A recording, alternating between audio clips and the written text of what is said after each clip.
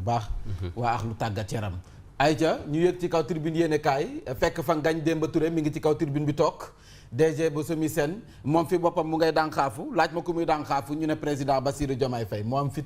Président Diomaye n'a pas les prérogatives pour nous choisir une coordonnatrice ndax dafa jàpp ne Pastef nag wax fa dëgg neex yàlla dina samp jàkkaarloo décision ba nga xam ne moom la président Bassirou Diomaye Diakhar Faye jël tribune yéene kaay ne mi ngi nii le parti ne va pas accepter donc que Mimi Touré dirige la structuration de la coalition lu mu ci manti doon ba léegi Mimi Touré nag moo nekk ci bopp coalition Diomaye président Abdourahmane Diouf As moom ma nga ca ndombal tànk ba léegi ci ministre bi coow li kon ñooñee jógee gu ñu fi te décision la bu président Bassirou Diomaye Faye jël Diomaye n'a pas les prérogatives ñoom loolu la ñu xamle ngir nag def di dindi ci coalition président Diomaye lii moo leen metti Mimi Touré doit rendre compte aux Sénégalais ñoom nag fu mu nekk la nga am nañu si Mimi Touré nee nañ ko nag faw nag nga leeral Mimi ma ñu doon tagg démb Mimi doon ko doon wax nankaat yaa mën yaa ëpp doole te boo ñëwee ñu dalal la nee nañ ko Mimi dikkal toog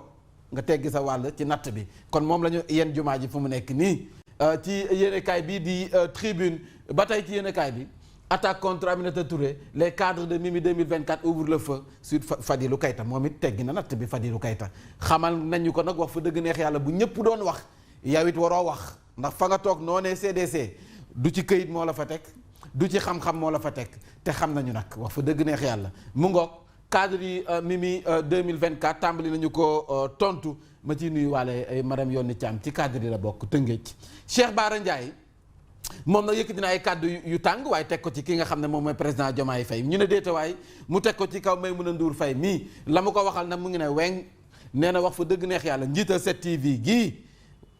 lépp lu nga xam ne ñu ngi koy dox ci coalition Diomaye moom la kii nga xam ne moom mooy Aminata Touré dañ ko teg nii rek ba si yàgg mu ne sax jox nañ ko passeport diplomatique ñu ne déeta waaye jox ko ay millions kii nga xam ne nag mooy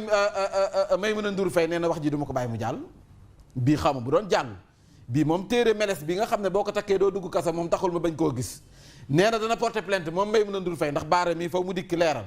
amu fi baara benn yoon ñu dikk ci li nga xam ne moom mooy dans un contexte mondial marqué par la perte progressive de repères le MEN s'ouvre donc au FDS pour une jeunesse citoyenne et disciplinée yéenekaay bi daan na ci dikk Azer ONAS 8 milliards des sinistrés du Nord à quand les rapports de l'IGE et de la Cour des comptes sur ces affaires lii mooy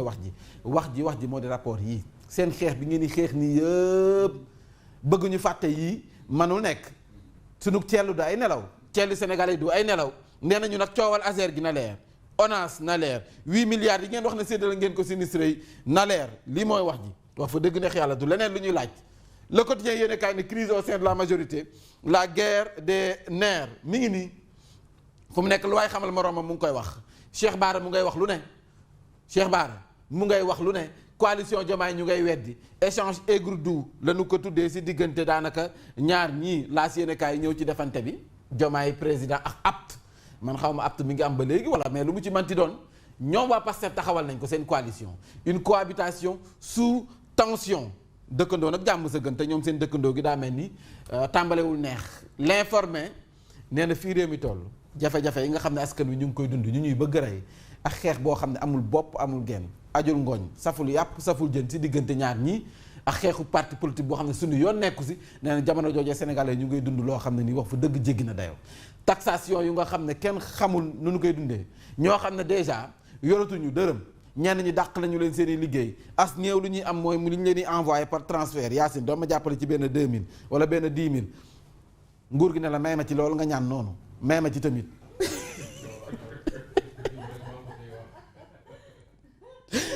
Mambay yorul dërëm wérul mën a Yacine doo ma compal tuuti si li ngay sa salaire boobu dimbali ma rek fa may liggéeyee tax tuuti si ju taggal ma nguur gi ne la comme te ñaan nga waaye compal ma yow it léegi si comp googee nag soo moytuwul ñii nga xam ne ñooy Orange Money ak Wave ngeen jéggal ma ci publicité bi soo moytu seen i liggéeykat ñoom it dinañ dem toog de parce que ñéegi ñëpp nee nañu soo moytuwul léegi dootuma yónnee ci dara bu fekkee su ma yónnee nga yow boo ñaanee ñu téq kay may joxe loxo fa la ñu nar a jëm nag loxo comme mooy boo ñaanee nguur gi ñaan la le soleil boo nee may ma nguur gi ne la yow may ma tamit fu ñu jëm mise en œuvre du plan de redressement économique et social mi ngi nii les premiers résultats jugés probants résultats yi dina am kay bu fekkee nit ki bu ñaanee nga ñaan mi ngi nii sur la période de 2025-2028 il est attendu donc 6400 milliards de francs CFA dont 762 pour fin 2025-2026 yéenekaay bi daal na ci dikk Source A ñëw na wax fa dëgg neex yàlla nag ci mouvance présidentielle bi nga xam ne ñu ngay xatraayu Cheikh Bara nee nañ tutoie Diomaye ñun lii na moo ñu naqadi Cheikh Bara mu ngay tutoyer Diomaye Fadilou mu ngay provoquer Mimi wax fa dëgg neex yàlla coalition Mimi 2024 ñoom it samp nañu fëskee na ko tontu mi ngi nii Cheikh Bara Diomaye n'appelle plus Sonko au téléphone maintenant il fréquente les ennemis jurés de son premier ministre Cheikh Bara tamit li muy lijjanti nee na moom léegi li ko metti sa bokk na si Diomaye léegi wooteetul téléphone sax Sonko waa léegi yow bu ko wootu lu sa yoon waali jibi nag moom dafa maanu temps yi jibi sax dafa yàgg maanu il recrute à tout va qui insulte Sonko waa Cheikh Bara ku la xamal lii moom daal jël na Diomaye rek teg ko yekk ko lu ko neex mi ngi nii waaw déedéet ndekete maire bu Médina Bamba Fall moom it jot na ci wàllam ci Bara ji Pape Malick Ndour jot na wàllam ci Bara ji nee na Bamba Fall maire bu Médina Pape Malick Ndour des pions de Diomaye Cheikh Bara ko wax yow da xam nga Bamba Fall moom wax fa dëgg neex yàlla ku ko dogal tubéy bee boo nga xam ne ngemb lu ma tëkk la mu ngi lay xaar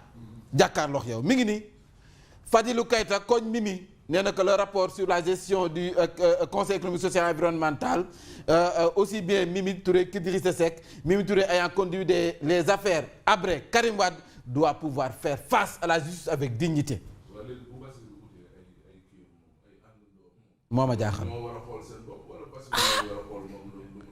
moo tax nee nañ Fadilou ñoom tontu nañ ko nag nee nañ Fadilou Keita un incompétent au cursus universitaire douteux veut se faire un nom en calomniant donc Madame Aminata Touré qui fut la première à faire sa déclaration de patrimoine volontaire en 2012 wax ji nag lii mooy boo ma tooñee yow dama lay jéggi yow dem sa kilifa mi ngi nii Fadilou Keita est incapable de mettre en œuvre une quelconque stratégie encore moins une vision du CDC ña ngay defante nag ku nekk la nga xamal sa morom mu ngi koy wax lii gaa ñi di wax seytaane yi dañ naan boo xataraayi les échos li am sa Yoff doy na waar de mi ngi nii soxna si nga xam ne dafa faatu lii moom faw tës après mu ñëw si Mamadou Fofana dafa faatu ci biir néegam ndeysaan ña mu dëkkandool xëj na yëguñu ko xaw ma yëg nañu ko mais def na fa benn fan wala ñaari fan ba doom ji mi ngi woon ci biir di jooy yenn saa yi mu nàmp jooy nàmp ba après la ñuy doog a gis li nga xam ne moom mooy ab néewam doy na waar nag après jul na polémique bu rëy nag ci réseaux sociaux yi Vox Populi la tension persiste les polémiques toujours vives Fadilou Keita koñe na Mimi les cadres de Mimi 24 ñoom it dóor ko koñ bi mu ngoog ña ngay dóorante waaye kii nga xam ne mooy mama moo fi waxoon yaa tey bii nag moom waxul yaa tey wax fa dëgg neex yàlla bii nag dafa taxawaay boo xam ne nii taxawaayu nday ji seex nee na wax fa dëgg neex yàlla yow mii di Diomaye ak Sonko amu leen droit di defante ndax ñoo jaay askan wi tandem kon nag lu mu ci manti neex muy naqadi tandem boobu dañu koy continuer ba 2029 mi ngi nii may mun a jéey lii la benn appel bi la def pour la préservation du tandem aujourd'hui plus que jamais le peuple a besoin de vous deux bii nag moom waxoo yaa tey am nga ci droit kii moom duma ko waxal ay waxam boobu yow yeboo Macron nga bëgg a yeb Bassirou Diomaye Faye kii il faut ñu dëj ko ci ànd wax ko boppam li ministre di Kaba rek moo baax ci moom fanfaronnade mi ngi Diomaye aurait sollicité le soutien de Moustapha Diop le parti Farlou dément Cheikh Bara Ndiaye Cheikh Bara nag li nga wax bari na tamit bàyyiwul kenn wax na ñëpp l'observateur Mimi Touré ak waa Pastef guerre ba tàmbali na guerre politique totale la ñu ko tuddee yéenekaay bi daan nag si dikkan ci di l'observateur le point actu ñëw na ci guerre boobee des pro-Sonko ouvrent le feu sur Diomaye Mimi et Abdourahmane Diouf sama mbokkum tëngeej bi sa jox na ci wàllam les députés chroniqueurs mi ngi nii Cheikh Bara daal dinay wax Fadilou Keita daal dinay wax waaye ñoom it tontu nañu leen dëkkab dóore fayee koy tas Maïmouna Ndour nag annoncé na benn plainte nee na Cheikh Bara dootoo ko defati ndax wax fa dëgg neex yàlla lii nii nga ma tuumal nii ci digg penc mi dinañ ko régler ji sa fa mbaxane doone benn di nga fi génne passeport diplomatique bi ñu ma jox ak millions yi nga xam ne moom la ñu ma jox mi ngi ni pavillon spécial El Hadji Mactar imam de la grande cité rend visite à Maodo Malick Mbaye mooy ña nga xam ne dañu leen téye ca kaso ba. Réew mi quotidien médiature de la République 120 requêtes reçues en 5 mois réew mi kat li ñu fi war a def médiation dafa bari réew mi dafa ku nekk ak sa problème. Réew mi quotidien adhésion massive donc Diomaye président ce que Diomaye ne sait pas la transhumance inefficace pour tout pouvoir. waaw fu mu nekk jël nañu Diomaye waaw fu mu nekk naa Diomaye la ñu añ jumaa ji mi ngi nii nee nañu nag fu mu nekk nii adhésion bi moom wax fa dëgg gaañaa ngay daw rek di dugg ci biir coalition wutali Diomaye mi ngi pour une jeunesse citoyenne et disciplinée le ministère de l'éducation met à contribution les FDS lu mu ci manti doon def sa concentré wu sa liggéey moo gën démb la nga naan ay ministre bi ma génnee conseil des ministres bu masta am tamit grâce génnal ci li nga ne da nga yem ci sa liggéey ñun sa liggéey ñëpp apprécier nañ ko looy apprécier yàgg ngaa dem conseil des ministres fi dara jaaxaluñu génnal ci li nga ne nekk bu mu ko defati de loolu baaxul dégg nga wax ko l'évidence journée mondiale de la pêche tey jii la nappkat yi ñoom ñoo xewle laakoon faakoon ñàkkoon nappum jën bi ñanga ca Fatou Diouf face à la grogne des pêcheurs artisanaux mais ba futtu la nappkat yi def en tout cas moom am na moom wax fa dëgg neex yàlla loo xam ne mi ngi taxaw le Dakarois attaque contre Idriss Seck et Mimi Touré en tout cas qui haro sur Fadilou Keïta vous ne tirez toujours pas des leçons du passé ont affirmé donc les jeunes de Rewmi qui n'ont pas manqué au passage d'évoquer les déboires judiciaires d'Ousmane Sonko en tout cas mi ngi ni Moustapha Diop blanchi par les fournisseurs loolu yéene kaay bi daal na ci dikk en relief plan de redressement économique social Ousmane Sonko valide les premiers résultats donc mi ngi noonu du plan de redressement Walf Quotidien nee na crise au sommet de l'État impossible cohabitation mi ngi ni chaque parti surveille l'autre comme du lait sur le feu docteur Moussa Diaw moo ko wax enseignant chercheur la en sciences politique nee na ñaar ñi kenn wóolootul sa morom waaw ku nekk yaa ngi bàyyi sa xel Thierno Diop analyse politique bi suñu bos la très bien Thierno Diop a ngi ci Walf Quotidien nee na en cas de blocage le président peut se prévaloir de l'article 52 de la constitution kan mënu ko bloquer waaw ba tey baax na waa Grand Place ñëw na aménagement bu Tëngéej maire ba di Omar Cissé mi ngi ciy def liggéey ba am solo 900 millions la ñu génne teg ci table ji ngir moderniser tali bi ak yoon yi wàllum assainissement mu fës kenn si def liggéey bu am solo programme bi mi ngi concerné tabaxum ak réhabilitation 3 kilomètres 700 yu nga xam ne ni mètre de voirie foofu sa Tëngéej travaux yi dina toucher ñetti ci ay communes est ouest sama commune ak nord le projet inclut la reconstruction du canal bu Kapek ak la construction d'ouvrages de drainage des eaux pluviales bu Arafat budget ba mi ngi ci 125 millions li la ñu soxla liggéey rek Tëngéej diffusion de données personnelles Mame Diarra Fam sous le coup d'une plainte mi ngi noonu de lii quotidien Pastef toujours sur ses gardes dem na kan Mimi soxna si mi ngi foofu sunu yaay ji 8h jot na Odia foofu la génne baaraa ngi ni ak ay butéelam Aminata Touré ngi ne moom it taxaw yéeg ci kaw balance bi yëkkati ay loxoom xam naa Cheikh Bassirou la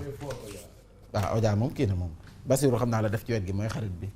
très bien moo yor communication daa mel ni moom la de Fadil moo toog nii ci baara ka ca wet ga fële